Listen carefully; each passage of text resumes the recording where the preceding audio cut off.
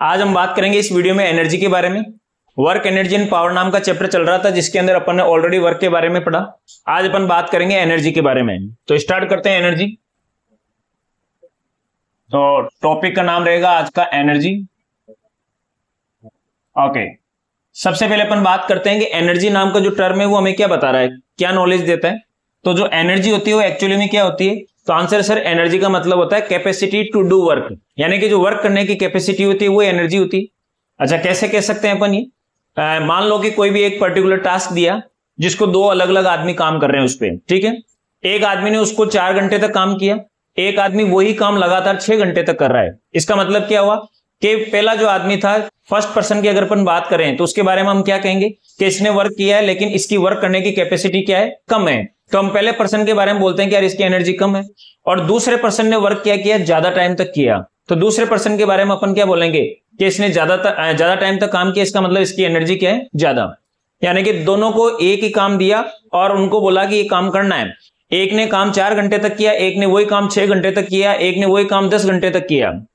तो जिसने कम टाइम तक काम किया और जिसने ज्यादा टाइम तक काम किया, तो उनके बारे में हम क्या कहेंगे कि जो 4 घंटे काम करके बैठ गया और जो 10 घंटे तक काम कर रहा है, तो हम बोलेंगे यार 4 घंटे वाले की एनर्जी कम है और जिसने 10 घंटे तक काम किया उसकी एनर्जी क्या है, ज्यादा है। यानी कि एनर्जी का डिसीजन कैसे हुआ, ये जो टर्म है एनर्जी, वो अपन ने कैसे बोला, हमने कैसे बोला कि दूसरे आदमी की एनर्जी ज्यादा है, पहले वाले की एनर्जी कम है, क्योंकि पहले वाले ने वर्क कम किया। यानी कि जिसके वर्क करने की कैपेसिटी कम थी उसके बारे में हमने बोला कि इसकी एनर्जी कम है, और जिसके वर्क करने की कैपेसिटी ज्यादा थी उसके बारे में हमने बोला कि इसकी एनर्जी ज्यादा है। तो बेसिकली एनर्जी नाम का जो टर्म है हमें क्या बताता है, वर्क करने की कैपेसिटी, ठीक है। इसके बाद में अपन बात करते हैं कि एनर्जी के टाइप्स। तो बहुत टाइप की एनर्जीज होती है, अपन बेसिकली नीट के हिसाब से पढ़ रहे हैं। तो अपन सबसे पहले देखेंगे energy that is potential energy. तो सबसे पहले आज अपन बात करेंगे एनर्जी का पहला part, that is potential energy.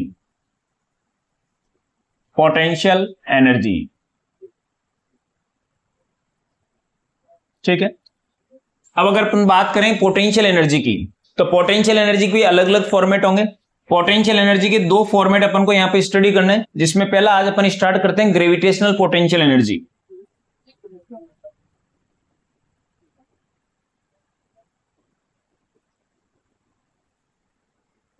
और एक और पोटेंशियल एनर्जी होती है दैट इज स्प्रिंग की पोटेंशियल एनर्जी, वो अपन नेक्स्ट वीडियो में शूट करते हैं।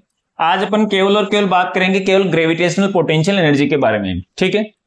तो ये अपना एक तरीके से फ्लो चार्ट हो गया। सबसे पहले अपन एनर्जी के बारे में थोड़ा सा ब्रीफ इंट्रोडक्शन लिया कि एनर्जी क्या होती है। एनर्जी के टाइप्स अपन ने देखे, उसमें अपन ने पोटेंशियल एनर्जी स्टार्ट किया, और पोटेंशियल एनर्जी में अपन देखेंगे ग्रेविटेशनल पोटेंशियल एनर्जी। एक और चीज, जिन बच्चों को ये नहीं पता है कि सर पोटेंशियल एनर्जी का कॉन्सेप्ट क्या होता है, मतलब कि पोटेंशियल एनर्जी हमें कैसे पता चलेगी कि इस बॉडी के पास पोटेंशियल एनर्जी है या काइनेटिक एनर्जी है, तो उनके लिए बता देता हूं कि जब भी अपन वर्क डन करते हैं और वर्क डन अगर अपन किसी फोर्स के अगेंस्ट कर रहे हैं, तो उस टाइम पे जो एनर्जी बनती है उसको पोटेंशियल एनर्जी बोलते हैं। धीरे धीरे जैसे जैसे अपन टॉपिक पढ़ते जाएंगे वैसे वैसे क्लियर होती जाएगी। स्टार्ट करते हैं अपन ग्रेविटेशनल पोटेंशियल एनर्जी। और ग्रेविटेशनल पोटेंशियल एनर्जी का जो फॉर्मूला आता है वो आता है mgh। क्या आता है ये, mgh। ये कैसे आता है, लेट अस सपोज हमारे पास एक सरफेस है, उस पर एक बॉडी रखी हुई है, ग्राउंड है, सरफेस है, उस पर एक बॉडी रखी हुई है जिसका मास m है, और मैंने क्या कर दिया, इस बॉडी को h हाइट तक रेज किया, ठीक है। यहां से उठाया इसको और h हाइट पे ले जाके यहां रख दिया, ठीक है। तो नो डाउट सबसे पहले अपन यहां पर कैलकुलेट करेंगे वर्क डन। तो अगर मैं बात करता हूं कि अगर इस बॉडी को जिसका मास m था उसको यहां से यहां यानी कि h हाइट तक ले जाने के लिए मैंने कितना वर्क डन किया, तो वर्क का सिंपल फॉर्मूला होता है dw is equal to f dot dx, जिसको मैं लिख सकता हूं f dx cos theta. Values put करने की बारी आ रही है। तो सबसे पहले अपन बात करते हैं f। तो मैंने इस बॉडी को ऊपर ले जाने के लिए कितना फोर्स लगाया, तो एटलीस्ट जितना ग्रेविटी लग रहा है उतना फोर्स लगाया, यानी कि फोर्स अपन ने एटलीस्ट लगाया mg। उसके बाद में बात आती है डिस्प्लेसमेंट dx की, तो dx कितना हुआ, h। उसके बाद में बात आती है थीटा की, तो थीटा है angle between f and dx। तो मैंने फोर्स किधर लगाया सर, ऊपर, कितना, mg। तो थीटा जो है वो एंगल है f और dx के बीच में, तो f किधर है, dx किधर है, तो f किधर लगाया मैंने, ऊपर, और डिस्प्लेसमेंट भी किधर करवाया, ऊपर, तो दोनों के बीच में एंगल 0, तो cos 0 कितना होता है, 1। तो dw की हमारे पास वैल्यू आ गई दैट इज mgh, ये हमारे पास आ गई। और अभी मैंने बताया था कि वर्क और एनर्जी एक ही चीज होती है। जिस बॉडी के पास एनर्जी ज्यादा होती है वो ज्यादा वर्क करेगा, या फिर उल्टा कर देंगे, जिसने वर्क ज्यादा किया है तो उसके बारे में अपन बोलेंगे कि यार वर्क ज्यादा किया है, इसका मतलब इसकी एनर्जी ज्यादा है। जिसने वर्क कम किया है इसका मतलब उसकी एनर्जी कम है। यानी कहने का मतलब क्या हो गया कि वर्क और एनर्जी एक ही चीज है, तो वर्क को अपन क्या लिख सकते हैं, एनर्जी। अब एक और चीज अपन डिस्कस करते हैं कि ये ग्रेविटेशनल पोटेंशियल एनर्जी mgh आ गई, चलो ये तो ठीक है। फिर अपन बात करते हैं कि सर इसको पोटेंशियल एनर्जी क्यों बोला, क्योंकि यहां पर आपने जो फोर्स लगाया, आपने फोर्स लगाया ऊपर और नीचे क्या लग रही है, ग्रेविटी। तो आपने जो वर्क डन किया है ऊपर की साइड में, जो वर्क डन किया है वो ग्रेविटी के अगेंस्ट किया है। और अभी मैंने बोला कि जब भी आप वर्क डन करो किसी फोर्स के अगेंस्ट, जब आप किसी फोर्स के अगेंस्ट वर्क डन करो तो उस कंडीशन के अंदर जो एनर्जी बनती है वो पोटेंशियल एनर्जी होती है। तो यहां पर फोर्स लग रहा है ग्रेविटी का, और ग्रेविटी का फोर्स किधर लग रहा है, नीचे, और आपने वर्क डन किया उसके अगेंस्ट। ग्रेविटी नीचे लग रही है और उसके अगेंस्ट आपने वर्क डन किया, इसलिए वो जो वर्क है यानी कि वो जो एनर्जी है वो क्या बन गई, पोटेंशियल एनर्जी। ये था सारा कॉन्सेप्ट। अब अपन बात करते हैं न्यूमेरिकल्स की कि सर न्यूमेरिकल किस तरीके का बन सकता है। तो यहां पर फोकस करते हैं अपन नॉर्मल जो न्यूमेरिकल है जिसमें m दे रखा है, g दे रखा है, h दे रखा है, उस तरीके के न्यूमेरिकल मैं नहीं करवा रहा हूं। अपन सिंपली अपन बात करते हैं अच्छे लेवल के न्यूमेरिकल्स पे। तो लेट अस सपोज ये एक सरफेस है और इस पे एक सेमी सर्कल बनाया हुआ है, ऐसा ये सेमी सर्कल बनाया हुआ है, और उसके ऊपर मान लो कि एक चेन रखी हुई है, ये चेन रखी हुई है इस तरीके से, ठीक है। और आपको बोला गया कि, और ये रेडियस हो गई इसकी, ये सेंटर हो गया सेमी सर्कल का, और ये centre to circumference that is radius हो गई, ठीक है। आपको बोला गया कि ये जो चेन है जिसका मास m है, उस m मास की चेन की पोटेंशियल एनर्जी फाइंड आउट करके बताइए, ठीक है। अच्छे लेवल के न्यूमेरिकल से शुरुआत कर रहे हैं, नॉर्मल न्यूमेरिकल में स्टडी कर नहीं रहा हूं। अपन ने बोला कि लेट अस सपोज ये एक सरफेस है, उसके ऊपर एक सेमी सर्कल बनाया हुआ है, इस सेमी सर्कल में यहां से लेके यहां तक एक चेन रखी हुई है, और इस चेन की पोटेंशियल एनर्जी निकालनी है, और इस चेन का टोटल मास m दे रखा है। तो इसको कैसे सोल्व करेंगे अपन, वो डिस्कस करते हैं। तो सर पोटेंशियल एनर्जी का जो फॉर्मूला होता है वो होता है mgh, लेकिन इस पर डायरेक्टली mgh अपन फॉलो नहीं कर सकते। तो इसके लिए क्या करेंगे, तो ध्यान दें इधर। सबसे पहले अपन क्या करेंगे कि यहां से, जैसे ये रेफरेंस लेवल है हमारा, यहां से अपन मेजरमेंट चालू करते हैं, रेफरेंस लेवल। यहां से अपन क्या करते हैं, थीटा डिग्री पे जाते हैं। यहां से कितने डिग्री पे गया मैं, यहां से थीटा डिग्री पे गया, और थीटा डिग्री पे जाके एक छोटा सा एलिमेंट ले लिया, ये वाला, और ये एंगल क्या हो जाएगा, तो थीटा पे जाने के बाद में ये एंगल हो जाएगा डी थीटा। यहां पर लिख रहा हूं मैं, ये एंगल हो गया डी थीटा, ये वाला। समझना अच्छी तरीके से क्या किया, यहां से ये रेफरेंस लेवल है, यहां से रेफरेंस लेवल कहीं पे भी चूज कर सकते हैं, ये मेरी इच्छा है कि मैंने यहां लिया। यहां से अपन ने क्या किया, थीटा डिग्री पे गई, थीटा डिग्री पे जाके एक छोटा सा एलिमेंट लिया जिसका नाम दिया डी थीटा, ठीक है।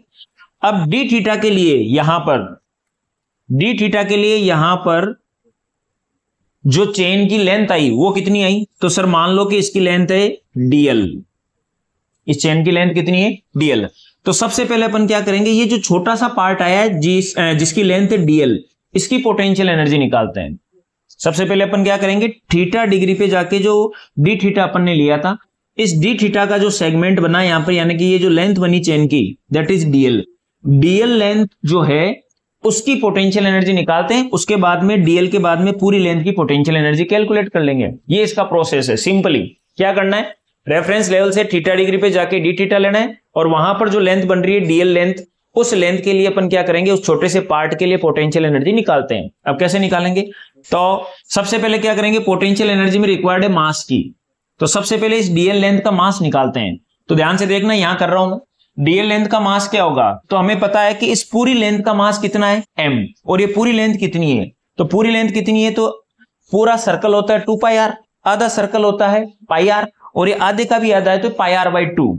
तो हमने देखा कि सर πr/2 लेंथ का मास है m, πr/2 लेंथ का मास है m।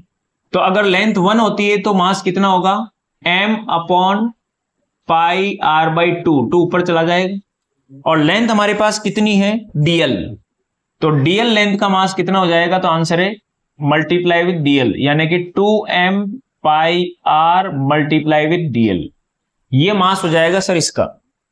ठीक है, पूरी लेंथ यानी कि पाई आर बाई 2 का मास था m, यूनिट लेंथ का मास हो जाएगा m upon pi r by 2, और हमारी लेंथ है dl, तो dl से मल्टीप्लाई कर दिया, ये आंसर आया, ये मास आ गया।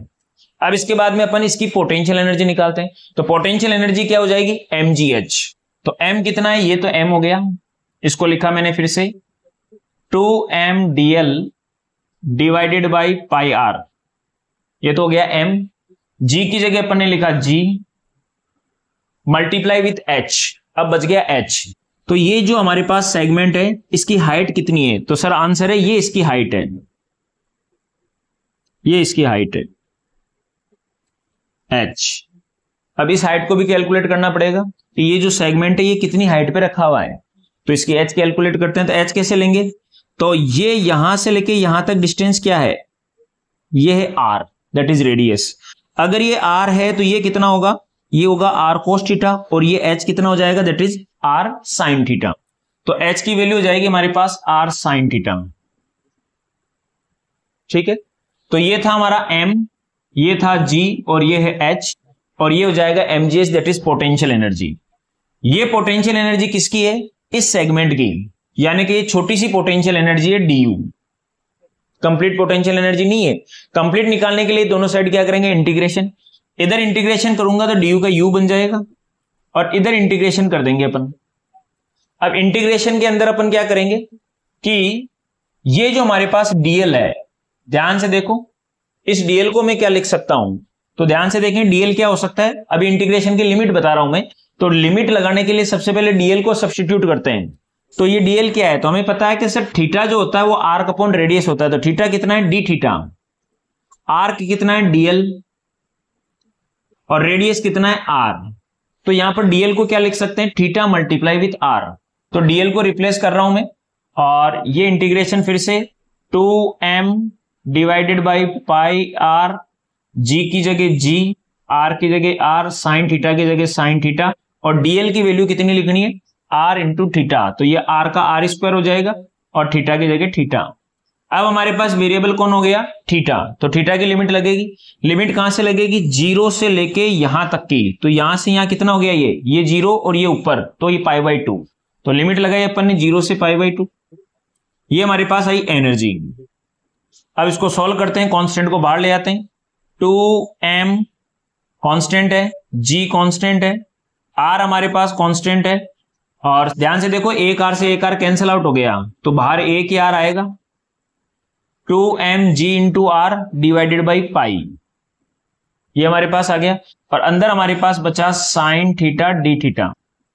इंटीग्रेट करते हैं इसको, इंटीग्रेट करेंगे तो हमारे पास आ जाएगा 0 से ये पाई बाई 2 तक था, इस वैल्यू को मैं वापस लिख रहा हूं, एज इट इज आ जाएगी। साइन थीटा का इंटीग्रेशन क्या होगा, माइनस कोस थीटा हो जाएगा, तो साइन हो जाएगा माइनस कोस थीटा। लिमिट लगाएंगे 0 से पाई बाई 2, तो ये वैल्यू एज इट इज चल रही है हमारे पास फिर से, और यहां पर अपन इंटीग्रेशन कर रहे हैं। तो पहले लिखेंगे अपन माइनस को मैं बाहर ले लेता हूं इसको, और यहां लगा देता हूं एक बार के लिए, ये माइनस यहां लगा देता हूं, पूरी वैल्यू लिखता हूं। ये माइनस इधर आ जाएगा 2mg मल्टीप्लाई विथ r बटा पाई, और अंदर बच जाएगा कोस पाई बाई 2 माइनस कोस 0। तो सबसे पहले लिखा cos pi by 2 minus cos 0, cos pi by 2 90 खत्म, यानी कि इसकी वैल्यू तो 0 होती है, और कोस 0 कितना होता है 1। तो यहां से ओवरऑल क्या बनेगा, -1 और माइनस माइनस प्लस 1। तो ओवरऑल हमारे पास एनर्जी का फॉर्मूला आ गया 2rmg डिवाइडेड बाई पाई, ये हमारे पास आंसर आया। तो आप चाहें तो डायरेक्ट फॉर्मूला भी लर्न कर सकते हैं, 2rmg बाई पाई, ये पोटेंशियल एनर्जी होती है इतनी लेंथ की जो चेन है उसकी। लेकिन इसका प्रोसेस समझना जरूरी है कि हो सकता है कि हमारे पास ऐसा न्यूमेरिकल आ जाए कि जिसको बिना प्रोसेस के नहीं कर पा रहे हैं, ये सारा प्रोसेस लगा के उसके बाद में सॉल्व करते हैं। तो दोनों तरीके से मैंने बता दिया आप लोगों को, कंप्लीट प्रोसेस, और उसके बाद में अगर सीधा लर्न करना है तो हमारे पास फॉर्मूला याद है तो 90% न्यूमेरिकल वैसे हो जाएंगे। ओके, अब जरूरी नहीं है कि इसमें थोड़ा सा और स्पेशल पढ़ते हैं कि जरूरी नहीं है कि ये जो लेंथ है इतनी रहे, हो सकता है कि इसकी लेंथ यहां से यहां तक हो, ये यहां भी हो। तो क्या करना है, the same process we will follow. केवल और केवल चेंजेस आएंगे वो आएंगे एंगल में। जो लिमिट पहले यहां से 0 डिग्री से π/2 तक थी, अब वो हो जाएगी 0 से यहां तक पाई तक। अब आप समझ गए होंगे कि केवल और केवल अपन को क्या करना है, लिमिट चेंज करनी है, चाहे आपको यहां तक दे दे, यहां तक दे दे, यहां तक दे दे, यहां तक दे दे, चाहे आगे तक दे दे, केवल और केवल आपको लिमिट चेंज करनी है। ठीक है, आगे तक की बात नहीं करेंगे, ये केवल सेमी सर्कल में बात करेंगे। तो यहां से यहां तक अगर सेमी सर्कुलर जो भी है आर्क बन रहा है, चाहे वो π/2 तक है, चाहे कहीं पे भी है, सॉल्व कर सकते हैं। ठीक है, अब इसके बाद में बात करते हैं कि सर ये तो आपने सर्कुलर पार्ट दे दिया इसका, चेन का। अगर ये चेन बिल्कुल सीधी होती तो क्या होता, थोड़ा सा अपन डिस्कस कर लेते हैं इसको। यहां पर मान लो कि ये चेन ऐसे होती, ये चेन ऐसे होती, और उसकी लेंथ वही मान लो कि πr/2 है, और ये इस तरीके से यहां पर हैंग कर रखा है अपन ने ऐसे, तो इसकी पोटेंशियल एनर्जी कितनी होगी?